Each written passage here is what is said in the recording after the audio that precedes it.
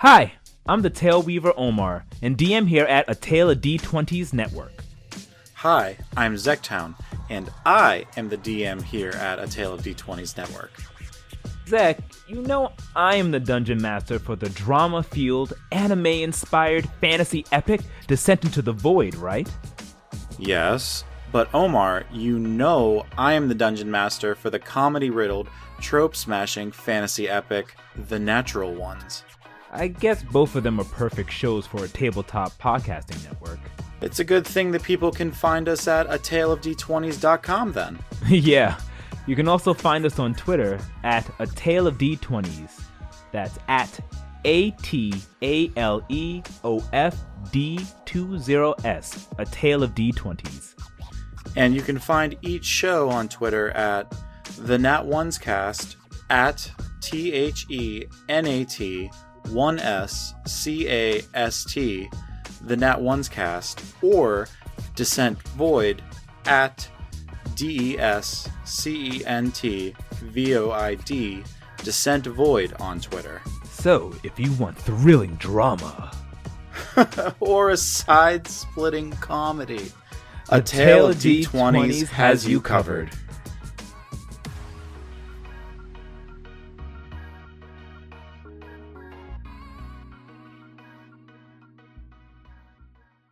Greetings, Dungeon Delvers, and welcome to yet another exciting chapter of Descent into the Void, A Tale of D20s, where six friends journey together to tell a story of mythic proportion.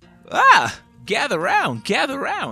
Let me tell you a tale of life and death, of joy and sorrow, a tale of D20s!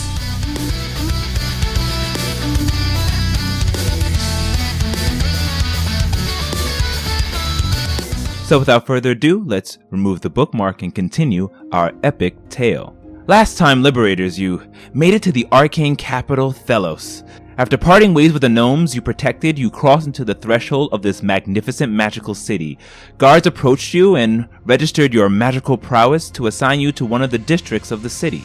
Apparently, Thelos was built on a magical ley line, and the further you went inside, the more power the latent magic was, which can cause those who are not attuned to the arcane to explode. Monaco and Cal entered with no issue, assigned the High Magic Light District, while Duran received the Gem District, and King and Horatio, being irregulars, were pulled to the side to discuss their intentions. Eventually you all granted access to the city and traveled to your own manor in the Light District, waited upon by automatons that took residence there. The next day, Monaco summoned a devil, and which, with the aid of the Burning Hand, made to submit to her will under a fine familiar contract, turning into a cat. The Burning Hand also revealed his dastardly plot to poison King with a potion and take over his body that has been made an open vessel to extraplanar beings. Giving Monaco this request, he told her to gather special ingredients, and she agreed, and he had left. Later on, you had learned that King Terminus was holding a gala in 4 days, but you would not be able to meet him until 30 days, and in which you thought that it was too long, and went off to the Corporis Arcana to get answers and to find an alternate means to contact him. Here, Horatio was revealed to be a descendant of the Dularians, one of the founders of the guild. This sparked shock as the Archmage leader of Duskhaven chapter appeared and accused Horatio of treason, commanding you all to follow him through his arcane gate back onto the other side, miles ahead in the sky where the floating base of the Corporis Arcana was held. So, Liberators, standing before, you see before you clouds floating into the sky. Looking back down below, you see that there is the city of Thelos beneath you. Ahead of you, you see the bald-headed, dark-skinned archmage with his beautiful robes as he walks through as the gate closes, and he continues walking to this majestic castle with flying, floating people, as well as other magical things all about. What do you do next? Wasn't he leading us to a place to talk to him, his office? So yes, he's currently walking. He's not looking back, assuming that, of course, you would follow him. Are there, like, hallways that we can jut down or, like, look down? Like, what do we see in our immediate or surroundings? So, as I was saying before, you are outside. You look around the bottom and see miles and miles drop to the city below. Ahead of you is this large, gigantic castle that's off into the distance. There is a gateway that you have a little bit of time before making it to. You do see magical wyvern-like creatures flying about on below and above you. And the Archmage just continues walking, not looking back, but heading towards the gates to where the castle lies beyond it.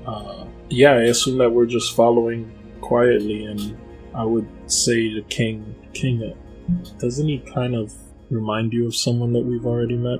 As he points, or as he looks at the Archmage. Are you saying this in brain chat or, like, whispering it? I would just be saying it to you, like... I mean, maybe... Do you think that he's him? The third? No. It's just the accent and, the look. Reminds me of Jade a little bit. Oh, yeah, sorry, I forgot about Jade.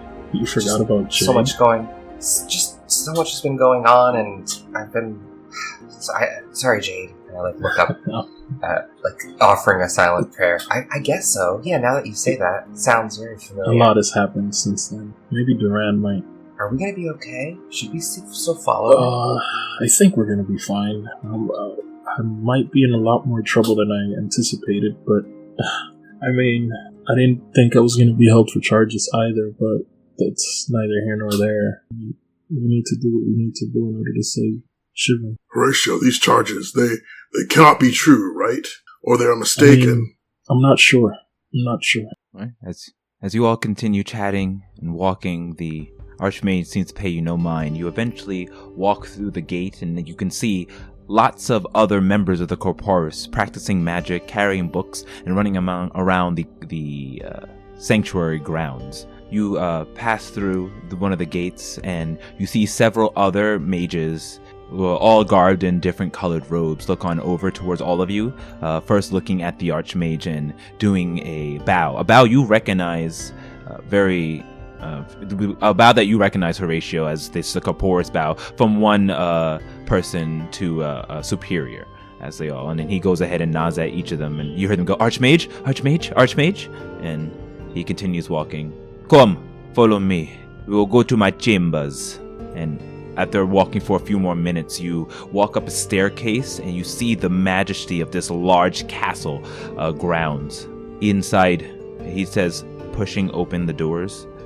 He's pushing, even though they're large and the doorway is probably about 50 foot tall, he uses one finger pushing onto its like a stone slab of a doorway, and it slides open very silently, not creaking. And inside of it, you see the large, dimly lit halls with several people running about. There are floating candles, floating chandeliers, that give light, as well as other types of illumination spells. The hallways twist and turn and go into so many different directions that it almost makes your head spin. Even more complex than that of the Seekers Guild over in Shiverin.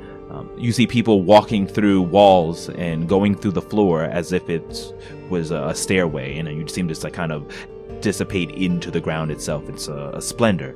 But nevertheless, he continues walking through these hallways, and you follow him closely for about 10 minutes until eventually, weaving in and out of corridors, you get to what seems to be a large purple doorway with golden etchings into it, with arcane symbols and runes all inscribed on top of it. He takes out from his sleeves, his large wizard sleeves that he'd been keeping his hands into, that magic wand that he pressed upon Horatio's back earlier. In doing so, he moves his fingers and the wand into a certain motion, which some of the runes on the door illuminates. And at this point, they open up, and he goes, "Come inside, take a seat. We have much to discuss." And he walks into the door. How long has it been since we made it into the Corporis Arcana till now? About 15 minutes. Horatio would walk in. You guys notice that Horatio has a little bit of a labored breathing. He's taking a lot of deep breaths and just... Yeah, follow right behind. Closely behind, correct. Also, we've been talking, does us walking with this Archmage count as talking with them as far as activating my Know My Enemy ability? I say you haven't been in conversation with him, so you haven't really been able to feel him out. So probably once you start with the conversation, you probably can feel it out. But right now, you can't really get a beat on him. God, he's so magical and intimidating. He is, especially being just as tall as you, and the outfit that he's wearing, the robes, almost like armor, gives him like a bigger presence, as if he's wearing like plate armor. Is he actually walking, or is he like floating like an inch off the ground or something? Roll me. Or does he like move in his robes in such a way that we can't tell how he's moving? Roll me perception check. Fuck yeah. Perception check. Duran has rolled a 19. 19. Right. So you've been, although you have not been in conversation with him during this time, you have been closely watching him, trying to analyze him, looking towards his feet to see how he walks. He's definitely not walking, bending his knees and all the other parts like he normally would. Instead, he does seem like he's floating, though his feet still looks like he's touching ground, almost as if he's on like a conveyor belt as he's walking. That level of magic is a little frightening. Duran is going to grip King's hand tighter for fear of explosion. I'll whisper, "It's all right. We'll be okay. We're together," in a hushed voice that hopefully only Duran and maybe Horatio can hear. So you all step inside the doors, and immediately as you enter, there's a strong smell of sandalwood in the air. You see a large mahogany desk, and behind it is a large windows with two velvet curtains blocking it. He walks on over, moving his fingers, opening up to bring natural light, and the dimly lit room brightens up. You see there are bookshelves all around with all different types of books and writings and text litter upon them, and then he has a lot of paperwork on his desk with a large chair behind it. He turns around and looks at all of you, takes his wand again and puts it up into the air, begins to glow. As it does, you see a seat for each of you, not as ornate as his, but still pretty opulent, appear on the other side of his large mahogany desk, popping down for all of you to sit. And then he goes walking around, pulls back his chair, kind of flaps off the bottom of his wizard's cloak and takes a seat. And he goes, parting his hand, he says, "Come, sit down." And he stares at you all. Horatio is kind of just, alright. And he would go and sit in the one that's directly in front of him. Okay. So as you all go and take your seats, Horatio taking the one straight center. They're a little far away from the desk. He moves his fingers once again, and you all hear as the seats move up closer. Horatio is obviously much closer, like he's right against the desk, to the point where he's dead-eye looking directly at the Archmage. You may not know, though you should, if you were still a Corporis, but I am Judean Sunfell, one of the Archmages of the Duskhaven chapter of the Corporis Arcana. Joining us shortly will be my wife, Elara Sunfell. Together we run everything about the Corporis Arcana in the Duskhaven, and we also manage all magical resources here in Delos, the Arcane capital. Before she arrives, Horatian Dularian Kane, what say you? You left abruptly, I hear, from the Broken Lands chapter of the Corporis. I did. And you know our rules. This is not some game. You cannot just simply join a guild here, a guild there, for the Corporis are life, especially from a founder. I understand. I needed the Corporis' help, and they rejected me. I needed to find my mother, and I went through the proper channels to try and get a group together to dive into the void, and all I kept getting was blocked. Your mother is a traitor. I don't care what she is, she's still my mother. I'm sure you have heard the tales, how she went and left the Corporis.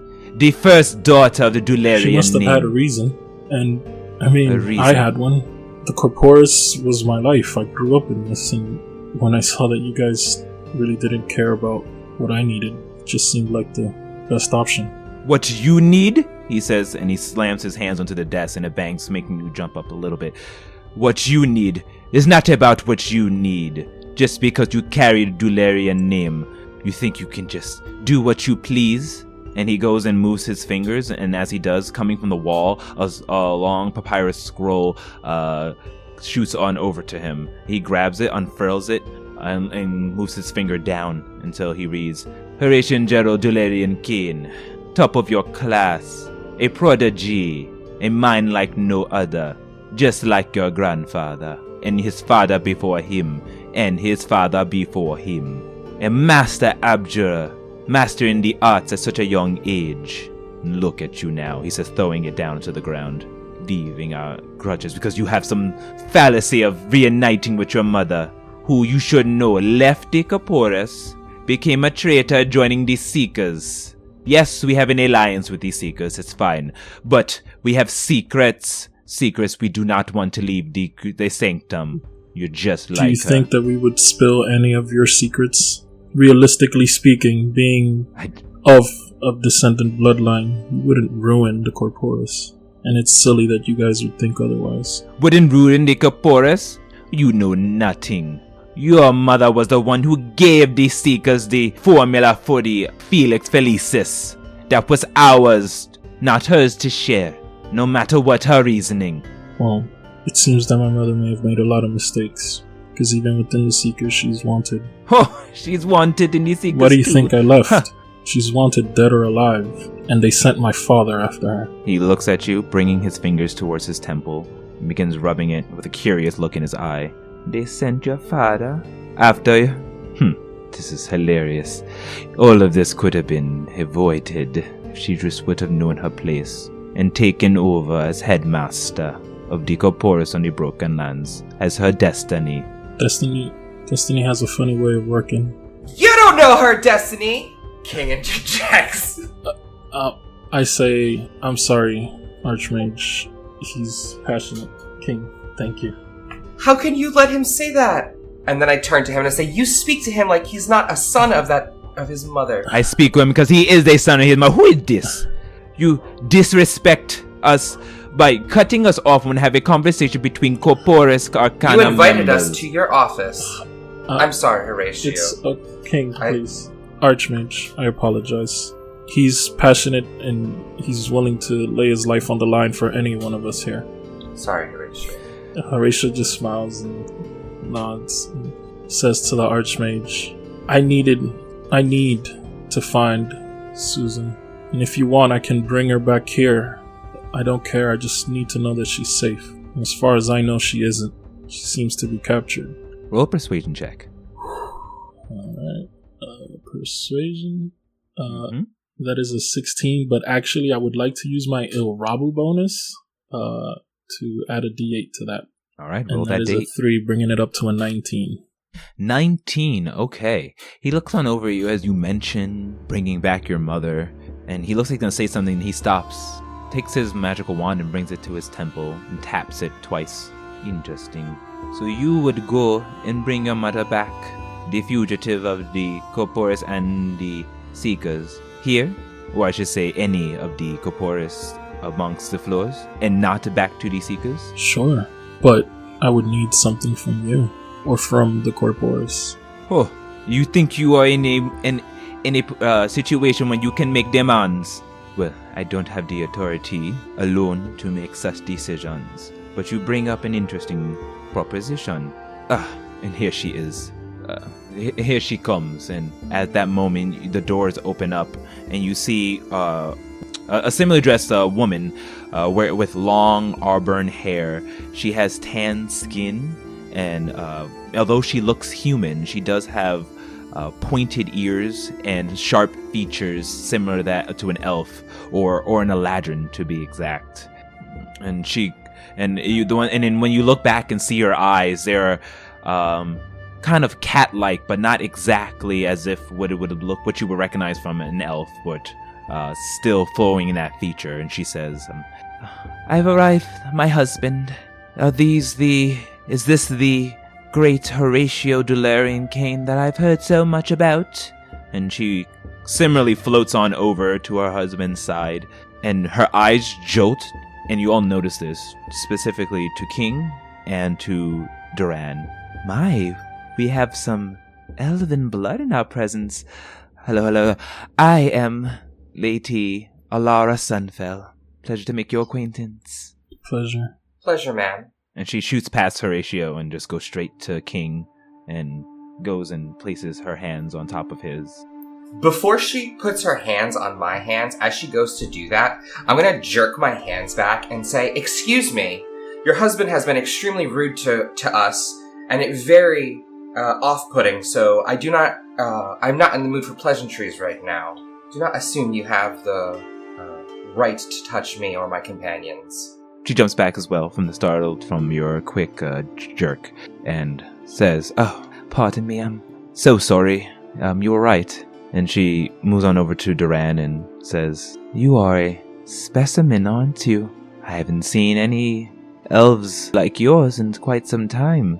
Look at your features and your skin." And she begins walking around, moving her fingers up Duran's arms and such, bumping against any of the scars and getting awkwardly close as she examines his ears and his his hair, eyebrows, etc. Duran says in Elvish that, "Horatio, is this some kind of wizard introduction ceremony?" Before Horatio responds, she says in Elvish, No, I'm just fascinated by all things elf." While all of this is occurring, can I do an Arcana check to see if I pick up any chaos energy? Roll me an Arcana check, sure. That is a 29 with a natural 20. Okay. Natural 29. You shoot out your senses. You don't feel that same chaos energy that you felt prior within this vicinity, but as you just kind of stretch out and just really concentrate, there's so much magic happening in here, you get a blip of something chaotic, but it kind of fades away from your mindscape. But you do sense something somewhere that's Do I slightly pinpoint chaotic. in any direction where I sensed it from? Not Okay. here. That's all you got. Anything more, you probably have to do something more like a actual ability, like detect or something of the sort. But Alara goes over and continues in Elvish. No, I am not an elf, if that's what you're thinking. I'm but just someone who appreciates the elven culture. You see, I've been to the Elven City, a few levels below. It's quite beautiful, though it's been so many years. Duran looks to King. "Elven City?" I would love to hear of your travels, but we're currently on edge right now because your husband has been so curt with us. Please let us focus on the matter at hand, and then I would love to spend some time with you once we get to know each other a little better. Trying to carefully salvage the situation, understanding now what just happened. She looks on over to you. She then switches back to Common, looking over at husband. Sorry, my husband can be a little coarse, especially after the accusations that I've heard that Horatio here has committed, leaving the Corporis without permission and joining another guild, the Seekers nonetheless. But... And she says, looking over with stern look over at Judean, I'm sure we can come to an agreement. No need to send a Dularian to trial or anything. You are one of the founders, after all. If it wasn't for your family, there would be no Corporis. Isn't that right, my husband? And you all have high enough passive perceptions. You all see her give him a look, and then he kind of shakes his head. Well, Elara, young Horatio has given us a proposition I think that we might be able to capitalize on. You see, he was willing to find his mother and bring her back to one of the Corporis sanctums, wherever she be. Of course, giving a good word to where she is delivered, letting them know that it was a expedition brought upon by the Sunfells, right? And of course you have all pardon. Staring at Horatio saying this. I mean, a pardon would be great, but right now we have a matter at hand that seems to be a little more pertinent. What matter could be more pertinent than this? Your mother is quite needed and a fugitive of the Corporis, and we would like to get her before the Seekers do. I'm still shocked that they've sent one of theirs after her. He takes out a quill and pen and begins writing some stuff down really quick, jotting down words. I'm not entirely sure, and I mean this with all due respect, Archmage, if I can trust you yet or not, as we have had familiar faces betray us, and this is the first time we've met you. Would you allow me to do a detect magic just to confirm something? What do you wish to confirm?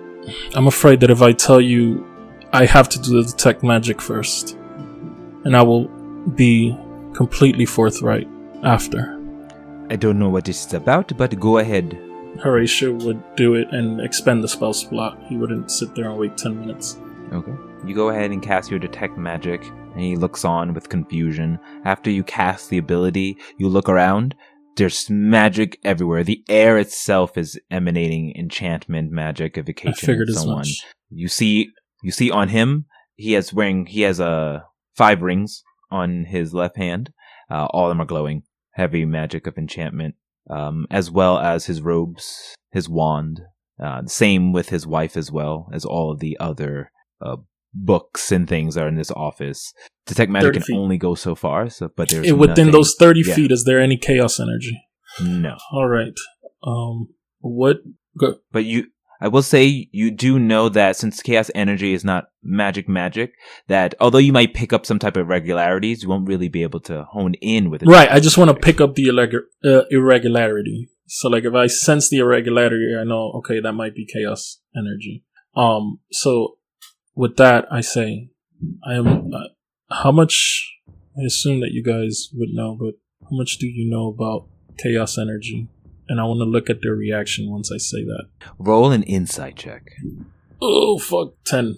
Their eyes widen open with this, and they dart to each other for a split second before looking back, becoming calm again and saying, chaos energy. We've heard of such things. This is the energy that swirls in the void. Books tell of stories. We have did some research on it, but haven't really brought anything to fruition yet. And then, well, we've been trying to get to the bottom of chaos energy, and I was wondering if you had any information for us. But may I say something, Judeus? You look quite familiar to me. Oh. Do you know of anyone named Jade, a druid? And he was holding a quill as he was writing things down, and you see kind of a vein pop up onto his left temple, and it's with his shiny bald head. You can obviously tell everyone that it pops up, and like holding the quill, it snaps in half as the piece falls down. And he says, "How do you know that name?" We ran into her when we reached this floor. She saved my life. Looking over, you look at Alara, and that she was very peaceful, very calm. She, even though Judain has that kind of look of upset, of annoyance on his head, on his face, Alara looks. She went from this kind of elvish-like human woman who's calm and composed to just full-on anger, scowling as you say this, and she's kind of twitching a little bit as her head's shaking. Looking at this, Judean doesn't answer your question or respond, looks over and begins rubbing her back. And says, "Oh, it's okay. It's okay, Elara. Calm down. It's okay. I need a moment." And she walks over to the side. And then he whispers, "Do not mention that name here. That witch of a daughter of mine is lost, delving in this disgusting magic, not leaving the Corporis, just like some other wayward son that we know." Staring at Horatio. "She is no daughter of mine any longer. If she help you, then so be it. But I would wish you did not mention her in the presence of anyone in the Corporis again." She's a good person. A good person? Who are you to judge what is good and what is evil? I can, and I am a judger of good and evil. And she is a good person. And that's actually my job. Judeus, we're getting off track here. He dusts himself off a little bit to kind of get himself back in poise as Alara is just over in the corner, just looking like she's trying to keep busy. She looks very I apologize upset. for bringing her name up.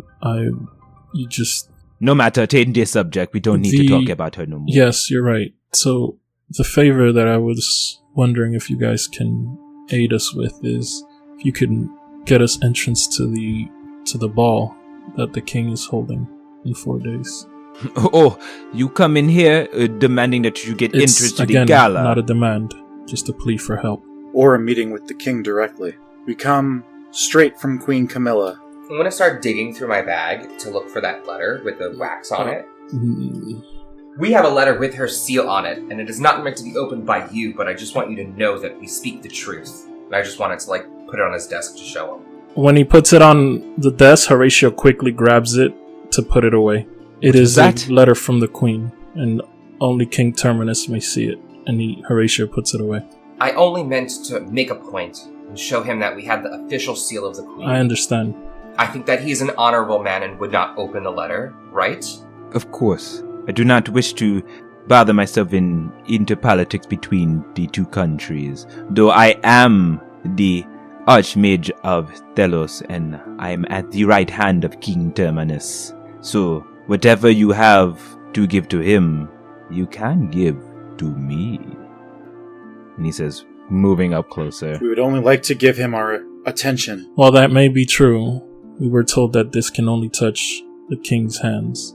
We'd like to follow that request. So you come from Shiveran with a message from the Queen to deliver to King Terminus that is of some important issue that can save the realm. Is that what you're Something telling like me? that. So, as we discussed, I'll bring Susan Kane once I find her to the Corporis, and what we ask is if you can get us a meeting with the king as promptly as possible. Kind of gliding over, Alara returns, looking poised again and calm. Sorry. Yes. Before, that's what she says, and then Judean looks over her shocked. Yes, we would like to take you up on that offer. If you can bring back Susan Dularian Kane, if you could promise us and enter into a gesh, so we assure you to your word. You know our ways, Horatio. Of course, we don't just let you run out, and promises can be broken, but geshes cannot. If you were to sign that you will bring back your mother to one of these sanctums, and let them know it's a quest that was charged by the Sunfells, we can allow you access to the gala in 4 days. And then, of course, we will make sure that your crimes will be washed under the table. Of course, with you willing to join back to the fold of the Corporis, denouncing your role in the Seekers. It's all fair. Why can he not hold 2 titles? Oh, my half-elven friend. I'm not from these lands. I apologize for not understanding your customs and rules, but the Seekers don't seem exclusive. Alas, and yes, and their secrets are everywhere. The Corporis, well, we like to keep things in the family. Make sure only the elite and those who are charged by the arcane can control said responsibilities. Not just anyone can hold the secrets of magic, space, and time. Well, if you can bind him in a magical gesh on returning his mother, why can't you do the same for him with regards to the other guilds? If it's that simple. You seem to have controls, why not simply adapt? There are limitations on the gesh. And, well, you are able to join whatever guild you want, but you cannot be part of the Corporis and the Seekers. And if you want all of our resources and other things to at our disposal, we'll have to make sure you're a member. Your friends can be honorary, they can remain in the Seekers, that's fine. It's only you, Horatio, that we want. I've read the scrolls. You are quite adept in abjuration magic. As am I, and she moves her fingers, and you see kind of appearing out of the ethereal what looks to be an arcane ward kind of swirling around her. Like, it looks more like a diamond-like prism that's as big as a fist, and it just swirls around her. This is my arcane ward. Impressive. I cannot give an answer to that yet, as I need to remain within the Seekers to find the secrets of why they want my mother dead or alive. But once I bring her back, the Corporis is my home. She says, alright, how about we add an amendment to the gesh? We'll allow you the resources of the Corporis Arcana, but you will have to join us once you find your mother. Preferably if you come back here to Duskhaven. There was many things I would like to teach you. Things that I'm sure because you left so early you weren't unable to learn from being an abjurer. And as she does this, she moves her fingers around, and appearing in front of her, she kind of conjures what seems to be like a test dummy of a target as it appears there.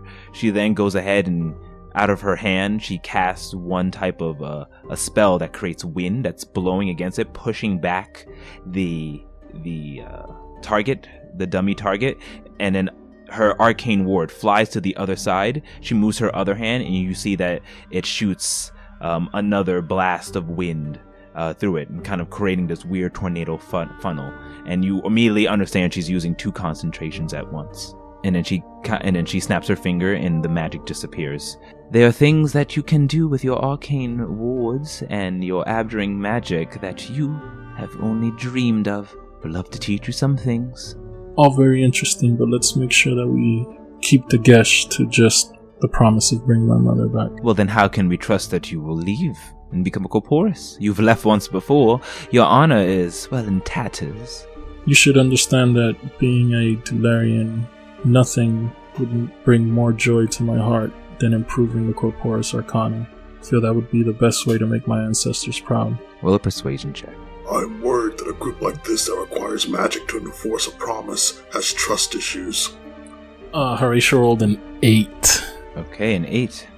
She looks at you. We can discuss some more later.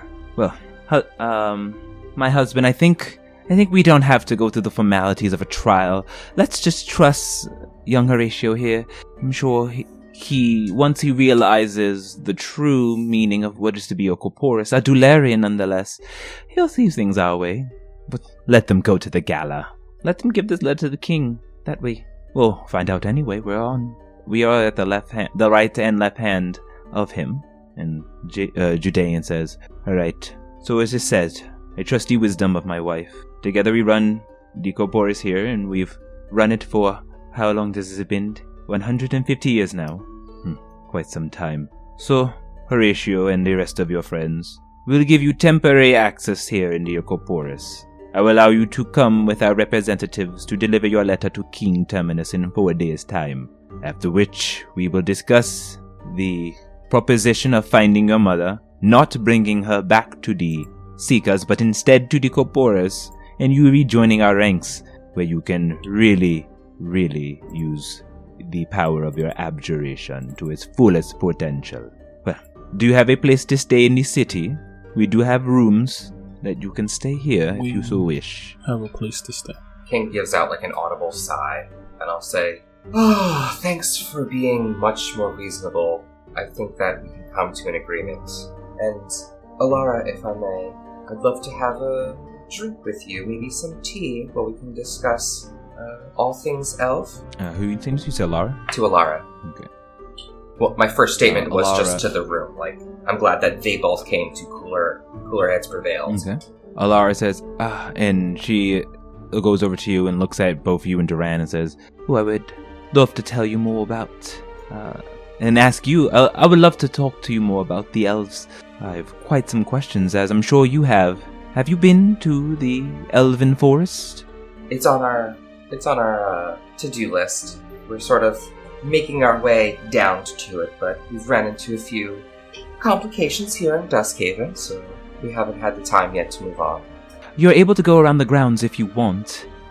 You have, with Horatio's identification circle on his back, you'll have access to many things here. Classes are in session. You can sit down during those if you want, or you can explore. Please do not go down the forbidden corridors. They are for only for the instructors and headmasters and archmages. Though you are able to go anywhere else you like. Go out to the courtyard if you want some air. The sun here, due to our magical prowess, stronger than the rest of Duskhaven. You might be able to enjoy it more than the Tahakin lands below. What's in the forbidden areas? That is none of your concern. May I have access to your library? Of course, the library is yours. Our automatons are able to guide you there. I'm sure if you are been to the Seekers Guild, as you are familiar with their nimble rights. Well, we have things much better. We're trying to develop a new, well, not new, they have existed some time ago, called the Warforges. We found remnants through them throughout our journeys down into the void, and we're trying to recreate such entities. And I think we're getting pretty close, but our pseudo Warforges here will be able to assist you. They're always listening. Well, they're always ready to serve. Just reach out to them and they'll come to you. How do you address them, or call them? You just say, automaton appear. Yes, or we'll just ask a question, and automatons know when they're wanted. Just think of it, don't worry. Alright. Yes, we've encountered them in our temporary residence in the Light District. Oh, you've been given quite the establishment. Looks like someone must have used the Corporis name. And she says, looking over at Horatio. I did. Several of us are also matched into the light. And to be honest, I didn't use the Corporis name. The Corporis name used me. Well, that be it. If you, it is still quite early. If you want to schedule a meeting later this afternoon, I'm sorry, I didn't get all of your names. How rude of me. And I know young Horatio here, and you, my fine elven friend. And he goes over towards Duran, really close and uncomfortably close. What is your name, my fine specimen of an elf? Duran takes a step back to add some more space between them. I am Duran the Gale. Duran.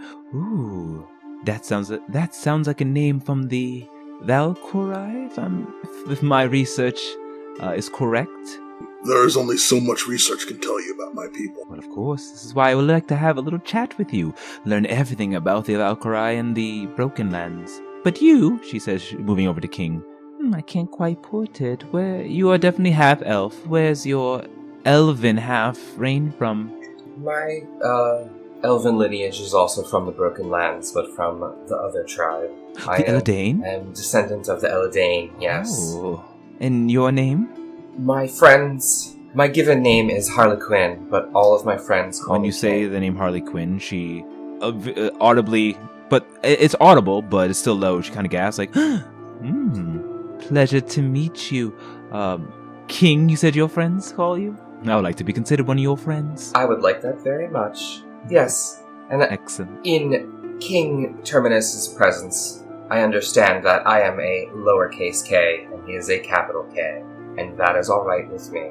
I wish no disrespect to the royals. Of course. And then she kind of looks back at you and really gives you a stare down. And it seems like she's almost looking towards your chest area before kind of shaking her head and continuing moving. Can I... No, you said I just understand that. I don't even need to insight that. I can see she's looking at my chest. Yeah. Okay. Because she can give it a look like a, okay. And just getting moving, kind of washing it off. Well, so the Archmage Judean goes, well, as my wife has said, the grounds are yours. Stay out of the forbidden areas. Trust me, they are labeled, so you will know. But the rest of the place is yours. If you wish to leave, I can have a gate open for you to return down below. Horatio, you can use the sending spell. Yes, I'm sure you have that. You can reach out to me if you need to return. Directly to me only. Sounds good. Do we have permissions to fly in this airspace? I don't know why you would want to walk. I just meant, can I have your permission to fly in this airspace? Of course, anyone can fly. That is the best way for a mage to travel. We do not walk simply such as a commoner or one who is a low magic. And he kind of shoots and looks over at Duran for a second and then shoots back towards the rest of you. Alright, well, I don't want to overstay our welcome, so if you can please, kindly, and he's asking for the arcane gate. Oh, do you wish to go back to the arcane capital? Yes. Alright, so be it. The gala is in 4 days, so make sure you're here. Reach out to me and I will summon the arcane gate and you can return. But if you wish to come back at any time, please do not hesitate to reach out to me. He says, kind of glaring over at Horatio for a second. Walking over, he goes, come, I do not wish to open an arcane gate in my quarters. We will go outside like civilized mages. Sounds good. And remembering that Cal asked about the library, is like, wait, do you want to visit the library in here? As he looks at Cal. Yes, I wanted to see if there were any writings on my father's work. Oh, then... More about the ship. Judean, would you mind if we actually went to the library? Like I said, this is... You. The grounds are yours. You can leave. You can have an automaton lead you to the library, and just send me a message, and I will make sure I'll meet you into the castle gates, where I can make a gate for you to go back down to the arcane capital. Sounds good. Thank you. Judean, are there any I'm sure there are. Is there any free high mage or wizard who specializes in understanding magical weapons? He turns to you, well, if you wish to go to the instructor on magical weapons, of imbuing them and using them, yes, we have one. That's Lucian Greyfeld. We just have several unique things that we could potentially use someone wiser than ourselves instruction. So you said his name was Lucian. Do I know that name? Okay. You do not know Lucian Greyfeld. It's probably someone a teacher from this chapter. Thank you. I'll see if his class is not in session and potentially gain an audience. If you need, like I said, if you need assistance finding anything, ask the walls have ears. They'll lead you where you need to go. He chuckles to himself at that lame joke that he just said. Thank you. And Horatio will get up and turn around and start leaving his office. Oh, I'm sure he will. He doesn't want to be hunted like his mother, right? And don't forget the deal if you want to get to the gala. But go on, go to the libraries, circumvent tower walls, and let me know when you're ready to leave. And at that, you all walk out and the doors close behind you. And as it starts to close, you look back one last time and you see that they are kind of in audible conversation, and the door slams shut. You can see that they're changelings. Deja vu. So, you are alone in this hallway. The entire grounds, the magnificent large grounds. You know how big this place is. Horatio would say, automaton. Melding from the wooden wall, the stone walls, you see is just like in your mansion, an automaton comes out, melding through in that same material. Hello. How can I help you? To the library, please. Why, yes, I can. Follow me. And the automaton begins walking, heading towards one of the corridors. Horatio follows. All right. As you all follow the automaton walking down, it's about a 10-minute walk as you lead up and down stairs. Some of the stairs, as you're walking up it, literally seem like they disappear, and everything goes hazy for a second before reappearing to another set of stairs, as it seems to be interconnecting to some type of planar shifting of this area. It's all very bizarre. Many people are walking by, some of them running, and you see a lot of young children, adults. It looks like anywhere from preschoolers to college student age, and so on and so forth. You pass by many studies and dorm and classrooms where you see people are performing magic and learning, brewing potions, learning incantations, etc. Until you are brought down another corridor. As you're brought down this corridor, everything seems to be a little darker, a little bit more of a purplish reddish hue to it. One of the doors is slightly ajar. I need everyone to roll me a perception check. Okay.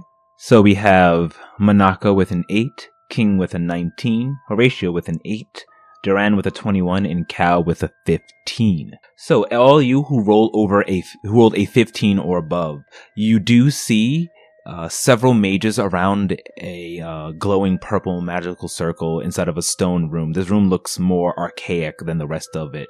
There's the purple electricity strands jolting between conductors as they seem to be holding hands and chanting something. You see something almost sinister floating over, and as you guys are looking quickly at it, the automaton closes the door and continues walking. But nevertheless, you follow the automaton down this corridor, turning until you see 2 double wooden doors that it opens up for you. Inside of it, you see a massive, large library. This library has many floors, 2, 3, 4, 5. It seems to keep going in and out of existence, shimmering back and forth. So you don't know how big this place truly can be in this compact area. The automaton turns around. Welcome to the library.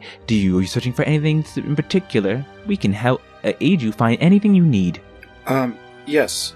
I'm looking for anything related to Galilia Celion. Galilia Celion. One moment. Puts his finger up and freezes for a moment. Okay. Galilia Celion. Yes. The High Artificer. Yes, we have books on him. Follow me.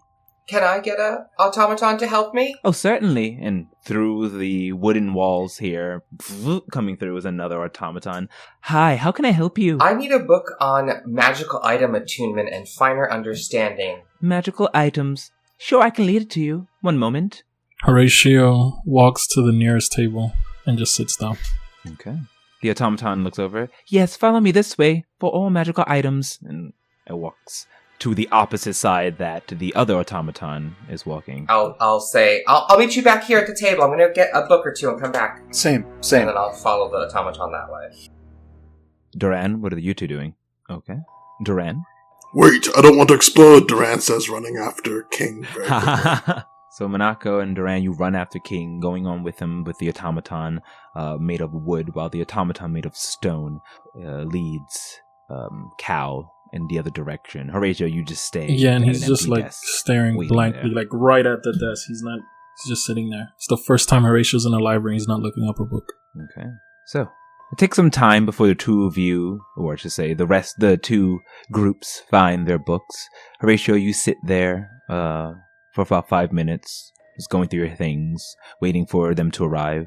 When you hear something pop into your head, a sound before you hear a voice. And at this time, I need all of you, except for Horatio, to jump into the void. Well. Horatio Kane, I assume you've arrived at the Corporis Arcana, as the velvety dark voice of Doramo pierces into your mind. Hello, Doramo. What do you need? I'm just here to make sure you're holding your end of the bargain. I keep your friend Ren alive, and you get me the shard that is within the Corporis Arcana. As well, I'll tell you everything you need to know about your godly mother. Okay. So the shard is in the Corporis? I thought it was with King Terminus. Oh, no. I told you that the Corporis is holding the shard. I need you to grab it for them. Okay. Whatever you have with King Terminus is none of my concern. Right. Yeah, I've made it to the Corporis, however, there are certain things that are preventing me from getting close to the shard at the moment. I don't care what's preventing you from getting it. If you want to know more about your mother, even her whereabouts that I am actually privy to now, as well as your demon dancer friend Ren to stay alive. Ren, speak loud into the mystical jewelry so they know you're there. And a moment passes and you hear, Horatio, don't do it. It's not worth it. You see, she's still there, safe and sound. I don't know how long. I need you to hurry up and find that for me. You'll do that, won't you? You have my word. And I believe you. You are the noble wizard, Horatio. And I trust you've kept everything under wraps. You didn't spill the beans about a little connection to your friends, have you? I feel like your chat amongst yourselves has gone a little silent. More than I thought it would have. Well, I haven't been using it, but you have heard them. This is I'm true. I'm going to let you know what I am thinking. Smart. Just like your mother. Ooh, how I can wait until we're all reunited again. Oops, I've said too much. Carry on now. Don't forget. Get the shard, and I'll find you. And then the voice goes silent. And now we're gonna get everybody back in the void. You may return from the void. You guys see Horatio shaking furiously. No, you don't even see Horatio. Yeah, we don't even see you. His head does Can't a be complete doing that. 360. Oh my goodness, there are so many void Just spoilers. like an owl, just... Alright, so, Cal, your automaton brings you to a corner where there are several books. Walking up to one of the books on the shelves, legs extend, because the bookshelves go up to 20 feet up, and it extends up, growing until it reaches the top, pulls out a book, and then comes back down and descends, handing you a large large leather-laced book. About the size, like you would have to hold, almost a tome size. You have to hold it with two hands, but it seems to be able to do it with one. Handing you over, it says, "Here you are, book on everything on the High Artificer." High Artificer? There's just so much I never learned about it. No, automaton, this will be fine. Thank you. Let me know if you need anything else. And it melds into the bookshelf itself. Its body looks like it's becoming one, like camouflaging with the books until it disappears. You see eyes for a second, and the eyes fade away. I'm never going to get used to that. And I head back to the desk where Horatio is. And when I get back to him, I kind of want to just, like, put the tome down, like, poof. Because I see that he's kind of zoned out. It was mind kind of thing. That's a big book. You going to read through all of that? We need to at least skim some of it. Did you hear that automaton earlier? He said my father was a high artificer. I did. It's impressive. A lot of things. What was he doing in Fia? This doesn't make any sense. Anyways, I better get started. Absolutely. Yeah. Yeah. And then Horatio goes back to just blank stare. Are you okay? It's rather not talk about it here. I'm afraid we're not going to be able to talk about it anywhere in this city. We'll find our ways. Seems that everywhere there's eyes and ears in all the walls. You're right. All right. Meanwhile, on the other side, King, Duran, Monaco, you are led by the wooden automaton to another similar size corridor.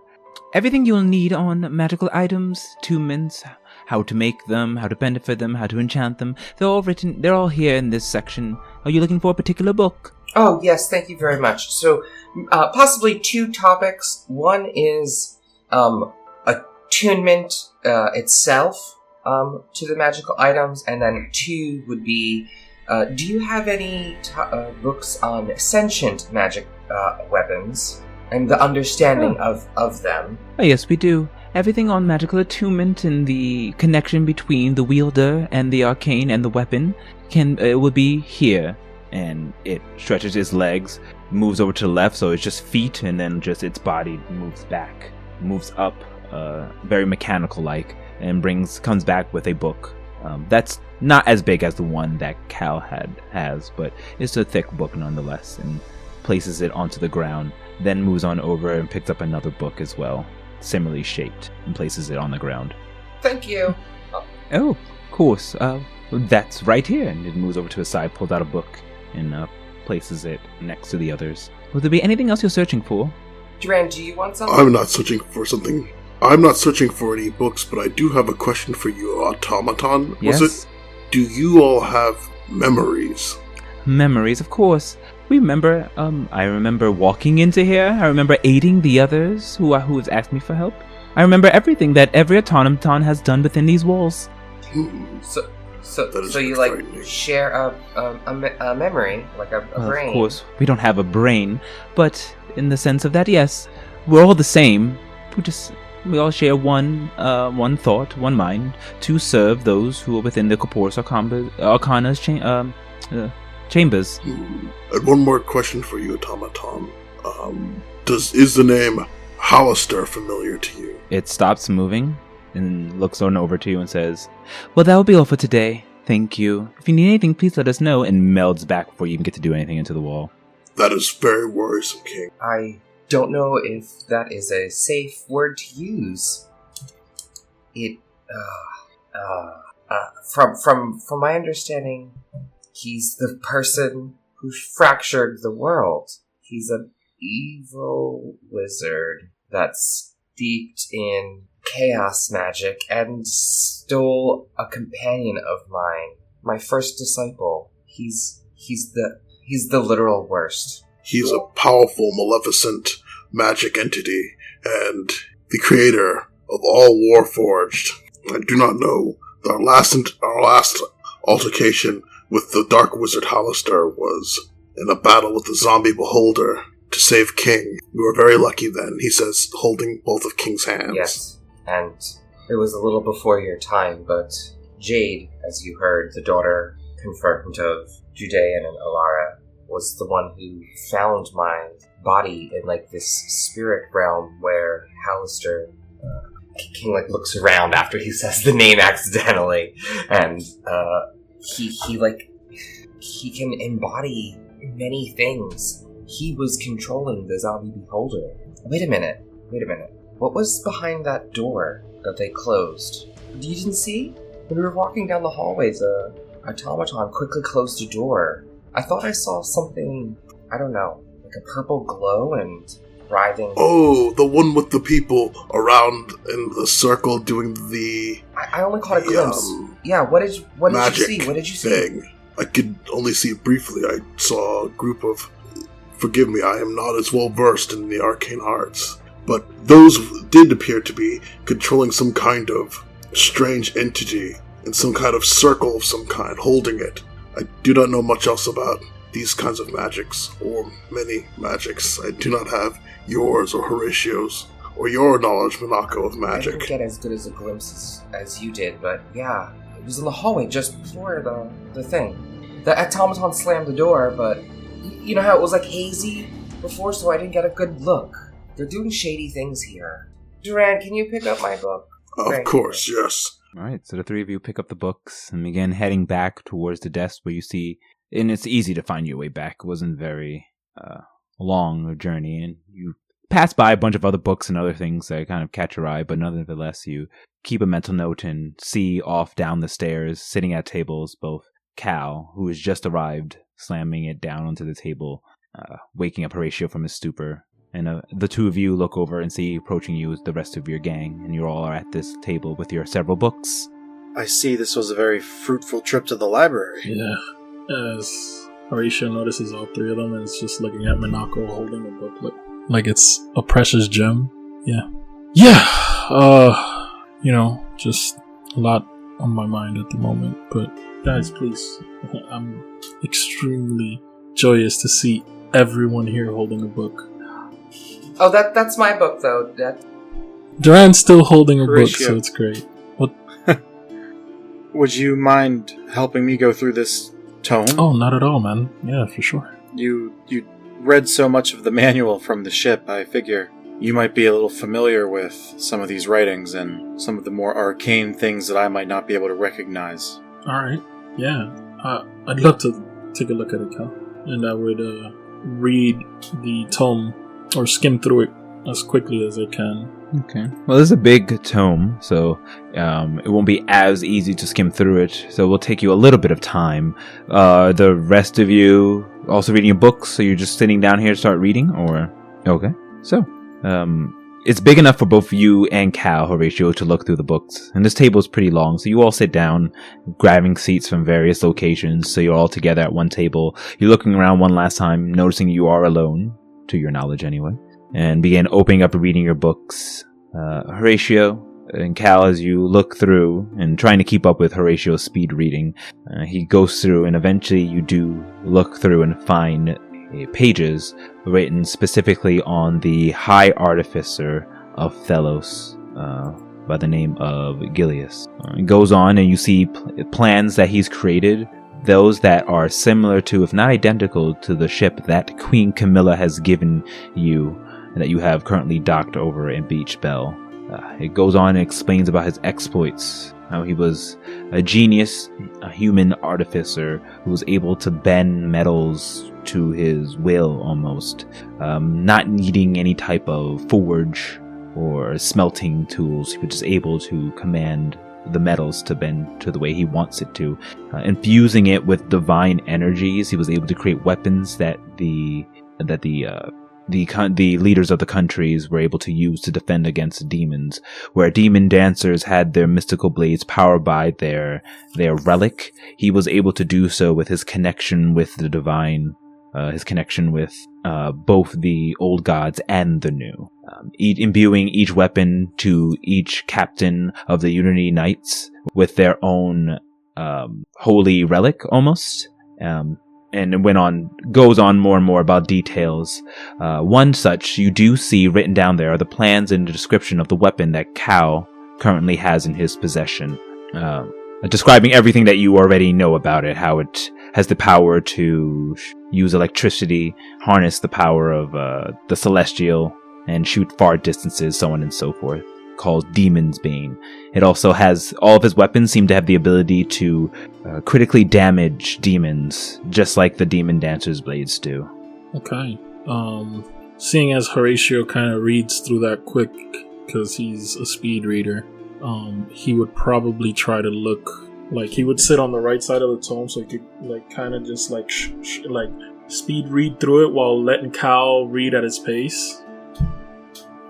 and he would specifically look for any information that doesn't seem familiar or anything that he doesn't know already. Okay. So Cal, you're able to, through Horatio telling you things and you reading as well, you learn all of this information about your adoptive father. Is there anything about... I want to look for a couple things. So the first thing would be, whenever I was passing through the pages and saw this information about the ship, is there any information on making it portable, or if it has some kind of magical properties that we may not have known about when we were riding in it before? Okay. Digging more into the book, you continue reading, you do come across that section where you saw the plans for the ship that look exactly like Queen Camilla's, if not close to it. Reading through it, you do see, you're trying to really understand the makeshift and the plans of it, and the blueprints are complex. Roll me an investigation check. I'll give you advantage. Okay, need it. Woo! That is a natural 20, dropping a 3. Thank goodness. Okay, natural 20. You begin looking at it, and for whatever reason, it just makes sense to you, the plans. And you see that there is a section of the ship where, and in looking at the wording in the slot that's drawn there, it looks exactly identical to your two magical pistols. It looks like if they're inserted, you're able to, just like how Gilius can will metallic objects to his mind, as this text is saying, you may be able to will the ship and channel your divine energy through your guns, as these guns look more like a key. And you do see it referred to as a key written onto it, and a key that only the Forge Master himself has in his possession. Horatio, we skimmed over this. Oh. But it looks like my revolvers are a key. A key? Apparently, only the High Artificer held this key. I think these are the key, and maybe it has something to do with what was written on them. Those numbers. I want to dig deeper and see if anything comes up with these numbers. And in reading past me, have you found anything about him going off with Queen Camilla or another adventuring party of some sort? If this is really chronicling his life as much as I've seen so far. DM, has Horatio read anything in regards to that? Skimming through it, the kind of flipping through the pages again, looking through it as Cal looks on. You don't read anything about him personally, just like what he has done as his job as High Artificer of the Thalosian Kingdom. Yeah, so as I read through it, I say, this doesn't seem to be a biography about him. It just seems to be his work here within Telos. I see. However, maybe are you guys? He looks over at everyone else. Are you guys done yet? We're not all speed readers like you. Sorry. Not really. Just please continue. It's fine. So you continue reading, and the rest of them get back, and you all are a good chunk into your research as well, though you weren't as fast as Horatio's speed reading of his keen mind. So we'll still go with King. What are you specifically reading upon on these two books? So the things that I'm trying to look for are how to best attune yourself. Like, King has always had Chasifol and would just sit and hold it and sort of like meditate, but that works, and he thinks that is going to work, but he wants there to find a way to have a deeper connection, and he believes that there must be either a ritual or certain steps to take to sort of allow that connection to happen. So he's looking for that, and then he's also looking for sentient magical weapons and just properties or like nice to know when you're dealing with a magical sentient weapon type things. So that particular, you notice it's to get the information you need is definitely within these two books. You're reading through them and learning things about sentient magic weapons as well as the attunement to them, or deeper attunement. It's more difficult since it's not written flat out, so I will need you to roll me an investigation check to see if you can piece together the information. Where is it? I will use my first lucky point of the day and re-roll that 10. hopefully a better investigation. Okay, I will take the 17, but as I'm reading through this book, I'm also going to think of how important this is, and sort of, when I find a little piece of nugget of information, I'm going to sigh and close my eyes and say, yes, please let me find more, and I'm going to use my favored by the gods and add 2d4 to that, bringing my total to a 21. 21, okay. So you begin looking through the book. 22. Sorry, 22. Oh, sorry, 22. 22! 22, alright. No, very good. Your first read through, you also were trying to skim through it like Horatio and you couldn't catch it, so you decided to look again, focusing on things that pop up into your mind as you were lucky enough to find, and reaching into the divine within. It's like slight little pain in the chest, just but not too much. You're able to bear it, and using your favored by the gods, favored by yourself, you reread it again and find exactly what you're looking for. Between the two books, you see that there are sentient artifact items that have a mind of its own, a will, a personality, and it's not, and normally you attune to this, but a lot of their secrets are still held back, but you're able to combine your minds with them for a new level of connection through, it doesn't show a ritual, but it gives you the means on how you could do your own ritual. You can use items for, such as incense and a magical circle that's a connection, and reach your mindscape into that of the sentient items so you can become one. There are several different ingredients that I will send you that you can use to start such of a magical circle and perform a ritual, but it's nothing that's been cataloged. It's unknown territory, the depths that you wish to do. Just have a good start. Yeah, just sort of use these things to try and focus yourself, and then that should lead you down the path, because it's a do-it-yourself. It's an art, not a science, right? Yeah, exactly. Okay. All right. As you all finish up your research, closing your books when you're done, learning new things that you didn't know before, what do you do? Some time has passed. Say it takes you about an hour. King, do you have sending prepared? I don't have it prepared myself. I unfortunately do not. I brought tongues with me today, which was useless. Alright, well, I would say automaton. Appearing through the walls, you see coming through, this time in wood, as it's coming through the wooden walls, is the same automaton. A different one. They all look the same. It could be a different one, but they all look the same. But could you get word to the Archmage and let him know that Horatio and his friends are ready to depart? Certainly. He lifts up his fingers up, and after about a minute or so, it goes back and looks at you consciously once again. The Archmage is ready for you. Though he does question why you have not chosen to reach out to him yourself. Let him know I didn't have the spell prepared. And he begins walking towards where the Archmage asked them to meet up at. Okay. The automaton bows and melds back into the walls. As Horatio, you get up, leaving your book there, heading towards the exit. Horatio didn't have a book. Let me specify that again. Well, no, you had the other books that were in front of you. You were reading two books and you put one aside. This right here, once I was done, I kind of just gave it back to the original reader. Okay. I don't think we're allowed to take these with us, right, Horatio? Are we allowed? I don't think so. I mean, they're not classified books. Can't we bring them back? Once again appearing, the automaton goes, certainly, and goes ahead and starts grabbing all the books. Automaton, is there a checkout policy for certain books? Oh, no books are allowed to leave the library. Once you step through the thresholds with them, they'll just be teleported back to their proper place. Okay. Here, I'll close it and just hand it to him then. Thank you. All books are property of the Corporis. We don't want anything leaving the walls, do we? It seems like it chuckles, though you're not sure because it's a robot. And we recognize robot chuckle. Grabs it. But Warforgers have more personality, so this, you just... And it goes ahead and melds into the wall with the books. Horatio pretends he doesn't hear the question and says, we should get out of here first. Yeah? Yeah, lead the way. And I, Lewis, don't remember, but Horatio would remember where Judean